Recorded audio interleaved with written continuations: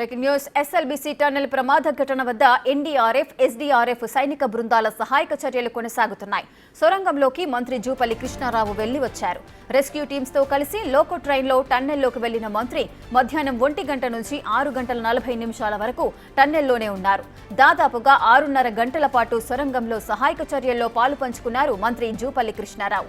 ప్రమాద స్థలం నుంచి ఇంజనీరింగ్ అధికారులు, ఏజెన్సీ ప్రతినిధులతో ఇంటర్కామ్ ఫోన్ ద్వారా మాట్లాడారు. ప్రమాదం జరిగిన తీరును పరిశీలించి ఇంజనీరింగ్, రెస్క్యూ టీమ్స్ కు దిశానిర్దేశం చేశారు.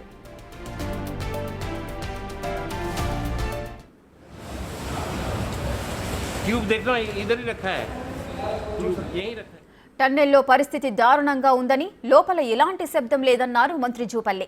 పరిస్థితులు ఆశాజనకంగా లేవని, ఘటన తీవ్రత చాలా ఎక్కువగా ఉందని తెలిపారు. ఘటన జరిగిన 100 మీటర్ల దూరం వరకు వెళ్లి వచ్చానని, నీటి తీవ్రతకు టన్నెల్ బోరింగ్ మిషన్ కొట్టుకొచ్చిందని తెలిపారు.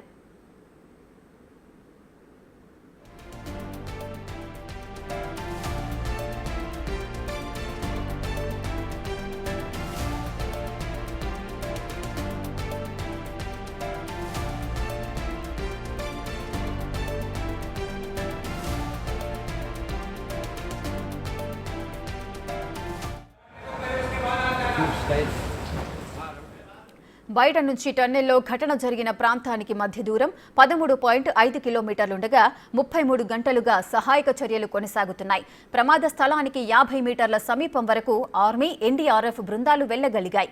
అయితే 50 మీటర్లకు మించి ఆర్మీ, ఎన్డీఆర్ఎఫ్, హైడ్రా సిబ్బంది వెళ్లలేకపోతున్నాయి. భారీగా మట్టి, బురద పేరుకోవడంతో రెస్క్యూ ఆపరేషన్స్ కు ఆటంకం కలుగుతోంది. ప్రతికూల పరిస్థితులను అధిగమించే ప్రయత్నంలో రెస్క్యూ టీమ్స్ ఉన్నాయి. మరోవైపు ఈ రెస్క్యూ ఆపరేషన్లో నేవీ బృందం కూడా పాల్గొననున్నారు. ఈ రాత్రికి నేవీ బృందం చేరుకోనున్నారు.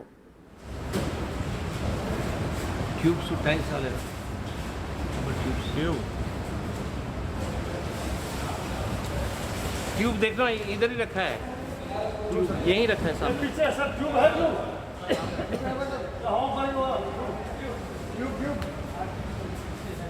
ट्यूब सुन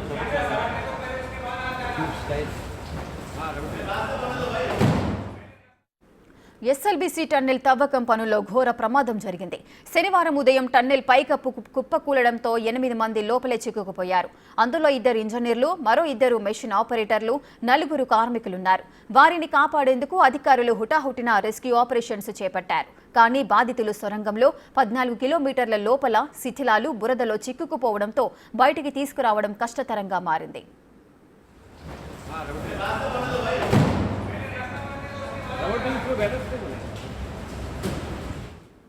మరింత సమాచారం మా ప్రతినిధి రానా అందిస్తారు.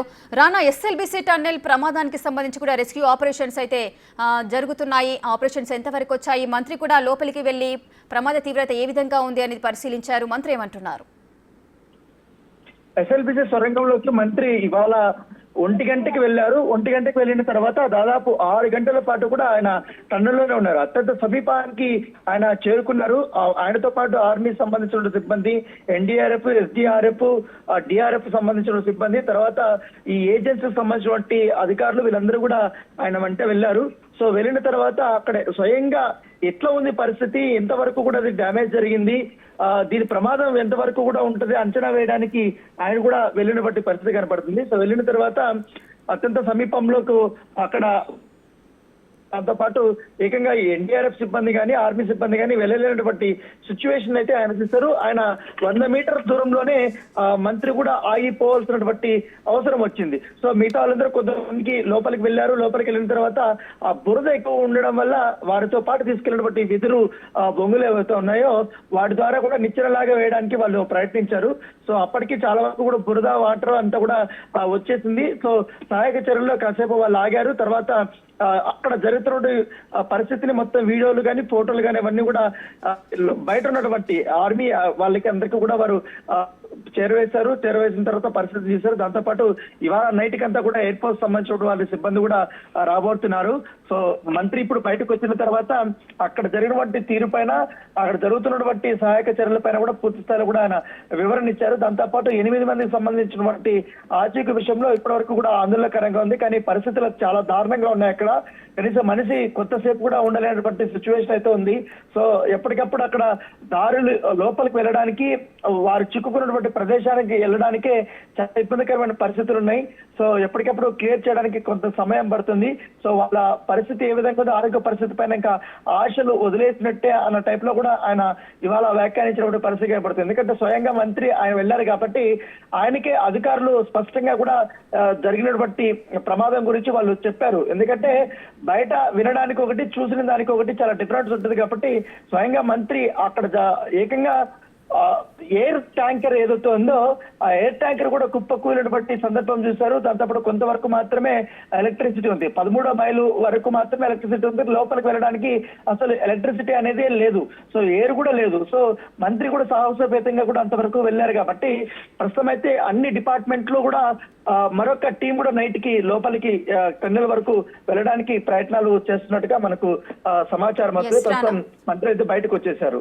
రాణా, మొత్తం ఈ రెస్క్యూ ఆపరేషన్స్ లో మొత్తం ఎన్ని విభాగాలు పాల్పంచుకుంటున్నాయి? అదేవిధంగా నేవీ బృందం కూడా ఈ రాత్రికి ప్రమాద స్థలానికి చేరుకునే అవకాశాలు కనిపిస్తున్నాయి. ఏ టైంకి చేరుకునే అవకాశం ఉంది? అర్ధరాత్రి 12 గంటల లోపల కూడా ఈ నేవీ బృందం అంతా కూడా చేరుకునే అవకాశం ఉన్నట్టుగా మనకు సమాచారం అవుతుంది. ఇప్పటి వరకైతే ఎన్డీఆర్ఎఫ్ గానీ, ఎస్డీఆర్ఎఫ్ గానీ, దాంతో ఫైర్ డిపార్ట్మెంట్ గానీ, తర్వాత నేషనల్ రోడ్స్ అండ్ హైవేస్ సంబంధించిన డిపార్ట్మెంట్ వారు, తర్వాత ఫైర్ సేఫ్టీకి సంబంధించిన డిపార్ట్మెంట్ వారు, లోకల్ ఇరిగేషన్స్ డిపార్ట్మెంట్ వారు, తర్వాత ఏజెన్సీకి సంబంధించినటువంటి వారు, దాంతోపాటు లోకల్ గా ఉన్నటువంటి పోలీసులు, వీళ్ళందరూ కూడా ఒక బృందం లాగా ఏర్పడారు. దాంతోపాటు వారికి ఆర్మీ కూడా సహాయక చేస్తుంది కాబట్టి ఆర్మీ కూడా అక్కడికి వచ్చింది. అక్కడ వాళ్ళ క్యాంప్ కూడా వేసుకున్న నేపథ్యం పడుతుంది. సో వీళ్ళందరూ డిపార్ట్మెంట్ లో కూడా ఎప్పటికప్పుడు అక్కడ ఒక కంట్రోల్ రూమ్ ని ఏర్పాటు చేసుకున్నారు. తాజా పరిస్థితులు, జరుగుతున్నటువంటి ఈ యొక్క ఎంటైర్ రెస్క్యూ ఆపరేషన్ గురించి వాళ్ళు ఎప్పటికప్పుడు ప్రణాళికలు కూడా వాళ్ళు సిద్ధం చేసుకున్నారు. నెక్స్ట్ స్టెప్ ఎలా వేయాలి ఏంటి దానిపై కూడా, ఎందుకంటే వాటర్ అనేది ఇంకా వస్తూనే ఉంది. దాంతోపాటు బురద కూడా ఎక్కువగా పేరుకుపోయింది. సో ఒకవేళ సొరంగంలోకి వెళ్ళాలంటే కూడా ఏవిందో ఎన్డీఆర్ఎఫ్ సిబ్బంది కొంతవరకు వెళ్ళి మళ్ళీ రిటర్న్ వచ్చేసినటువంటి సందర్భం వచ్చింది. సో దానికి తగ్గట్టుగా ఇప్పుడు నేవీ బృందం కానీ, దాంతోపాటు ఎయిర్ ఫోర్స్ బృందం కానీ కొంతమంది కూడా వీళ్ళు రాబోతున్నారు కాబట్టి వాళ్ళు వచ్చిన తర్వాత వాళ్ళంతా నిష్ణాతులు, దాంతోపాటు ఆర్మీకి సంబంధించిన నిష్ణాతులు కొంతమందిని ఇవాళ ఉదయం మంత్రి ఉత్తమ్ కుమార్ రెడ్డి కూడా మాట్లాడారు కాబట్టి వాళ్ళు కూడా రాబోతున్నారు. వచ్చిన తర్వాత రేపు ఉదయం నుంచి కూడా ఉదయం 2-3 గంటల నుంచినే ఈ యొక్క సహాయక చర్యలు అనేది వారు మళ్ళీ చేపట్టబోతున్నారు. లోపలికి టన్నెల్ లోపలికి వెళ్ళబోతున్నారు. అయితే టన్నెల్ లోపలికి వెళ్ళడానికి చాలా ఇబ్బందికరమైన పరిస్థితి వచ్చింది. ఆ వాటంతా కూడా ఈ ట్రాక్ మీద లోకల్ ట్రైన్ వెళ్ళేటువంటి ట్రాక్ ఏదైతే ఉందో ఆ ట్రాక్ వరకు కూడా వాటర్ వచ్చేస్తుంది. ఆ మడ్డి వాటర్ అంతా కూడా అక్కడికి వచ్చేస్తుంది. సో లోపలికి వెళ్ళడానికి కూడా పరిస్థితి అనుకూలించడం లేదనేది కూడా అధికారులు చెప్తున్నారు. సో వాటినంతా కూడా క్లియర్ చేసుకోవడానికి వాళ్ళు చాలా ఇబ్బందులు పడుతున్నారు. సో రాత్రంతా కూడా ఈ రెస్క్యూ ఆపరేషన్ జరిగే అవకాశం ఉంది. ఉదయం అయితే కొత్తగా వచ్చినటువంటి ఎవరైతే సిబ్బంది ఉన్నారో వారైతే ఉదయం లోపలికి టనెల్లోకి వెళ్ళి పరిస్థితిని వారు పరీక్షిస్తున్నారు. మొత్తం ఈ మాన్యువల్ గా కూడా ఆ బురదనంతా కూడా క్లీన్ చేయడానికి ప్రయత్నాలు చేయబోతున్నారు. Right, thank you Rana, thanks for the details.